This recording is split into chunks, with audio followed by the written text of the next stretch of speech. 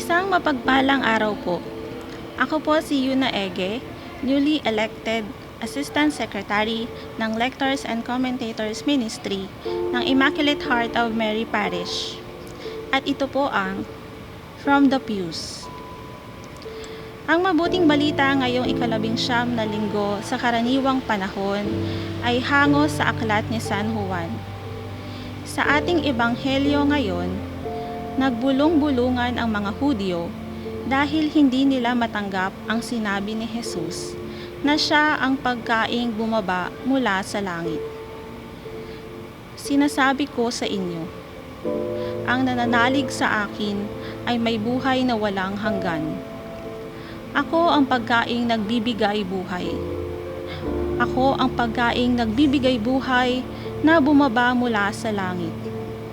Mabubuhay magpakailanman ang sino mang kumain nito. At ang pagkaing ibibigay ko sa ikabubuhay ng sanlibutan ay ang aking laman. Totoo ngang food is life dahil tayo ay nanghihina kapag hindi sapat ang kinakain o walang makain. Ganoon ding tayo ay mahina kung wala si Kristo sa ating buhay. Dahil siya ang buhay at nagbibigay buhay upang mapagtagumpayan natin ang bawat araw.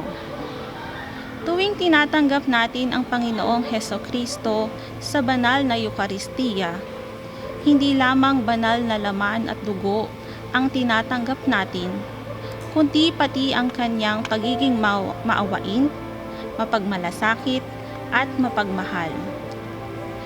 Ang pagtanggap kay Kristo sa pamamagitan ng banal na Eukaristiya ay pagtanggap ng ating kaligtasan at pangakong buhay na walang hanggan. Taong 2012 nang maging member po ako ng LJMC Youth Choir sa pamayanan ng Barangay OCS Petchayan. Hindi po ako taga roon, pero tinanggap nila ako at nakatagpo ng pangalawang pamilya. Ilang taon lamang ay ipinagkatiwala po nila sa akin ang pagiging youth coordinator. May mga pagkakataon na pinagdududahan ko ang sarili ko kung karapat-dapat nga ba ako o dapat pa ba akong magpatuloy.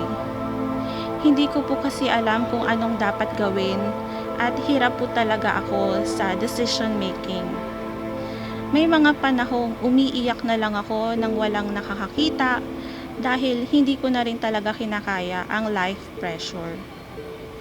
Pero sa tulong ng mga taong gumabay sa akin mula noon hanggang ngayon, at syempre ay sa awa ng ating mapagmahal na Diyos, nairaos ko ang lahat at ngayon ay parte na po ng BEC at LECOM Ministry.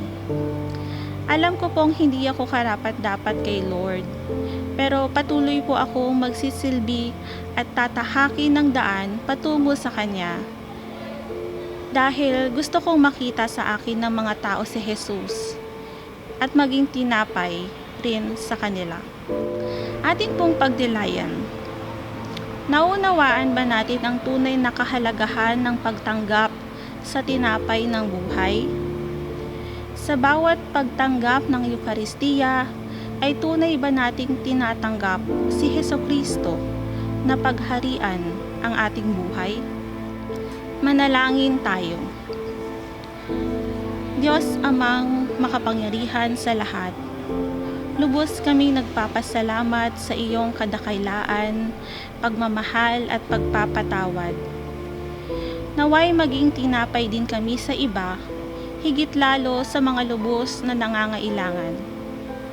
Kaawaan mo po kami, Panginoon, at patuloy na ilayo sa lahat ng kapahamakan. Sa ngalan ni Jesus na aming tagapagligtas.